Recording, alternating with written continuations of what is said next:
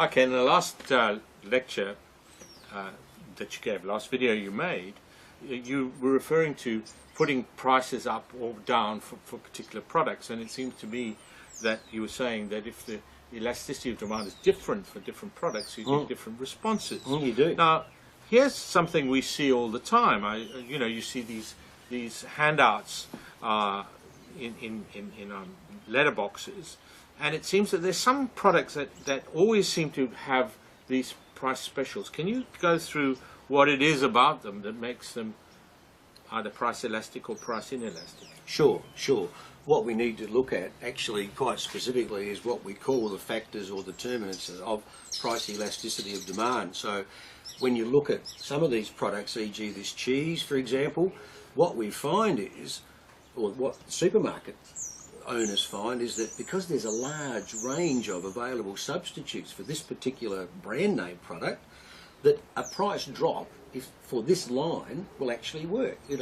We would imagine that demand is relatively price elastic.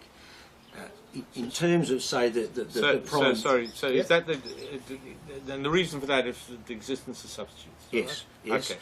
If the range and availability of close substitutes is quite high, we would anticipate that the price elasticity demand would also be high. So that will work. That should actually increase their revenue along that line. The nappies is probably the same. There's probably a large number of varieties of nappies that you can buy for Bubby. The red meat one's interesting, and we need to talk about that, because that one, that's specifically a premium beef, so we would assume that there's some substitutes available for beef, but it also represents a fair portion, possibly, of people's weekly incomes. So that's a factor we need to consider as well. It's an expensive thing relative to people's income. Yes, it is. Absolutely, yes. And things like the winter veg of broccoli, which has now been attributed with that superfood status. So some people may now be juicing that, regarding that as a necessity. So almost irrespective of the price, perhaps price elasticity demand for that might actually be quite low. Okay. But we need to look at all those factors. So things that are luxuries are seen, and that's of course very much a personal perception, but things that are seen as luxuries would tend to have a price elasticity of demand that is high. Yes. Price elastic. Whereas things that are what did I say? Necessities. Necessities. Yeah, necessities. Necessities of life. The necessities of life. The price elasticity of demand is quite low. Yes. It's quite So low. an interesting case there would be salt. I mean, salt is a necessity of life. You and you never get a special on salt. And of course, it's a very small portion of income too. Yes, so, it is. So it's very affordable. And the range and availability of close substitutes is very small. Very small, yes. You either get salt or maybe you get salt. I mean... Indeed, it's true.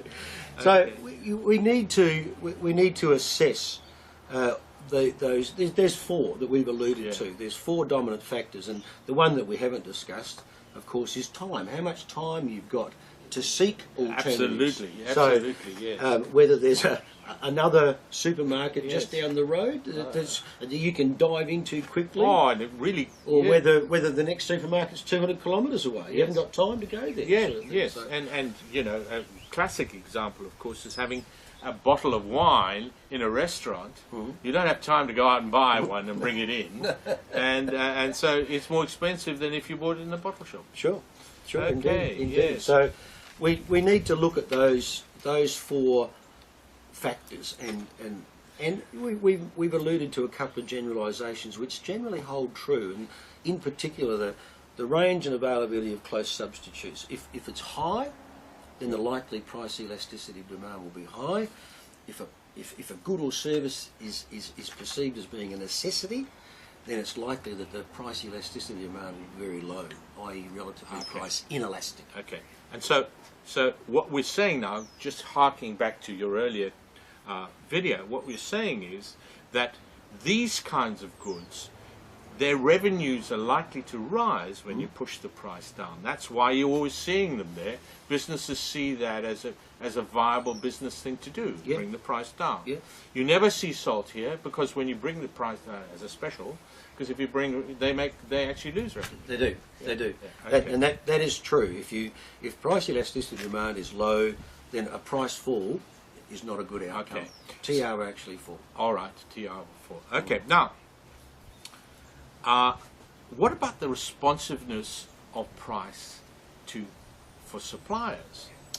We better kind of do another video on that, hadn't we? We better have a close look at that. Yes, because yes, producers themselves are also impacted, or their willingness to respond or their ability to respond to price changes is also a factor in determining the price elasticity of supply. yes. So how much extra supply they're prepared to supply when the price goes up or Exactly. down. We need to have a look at that.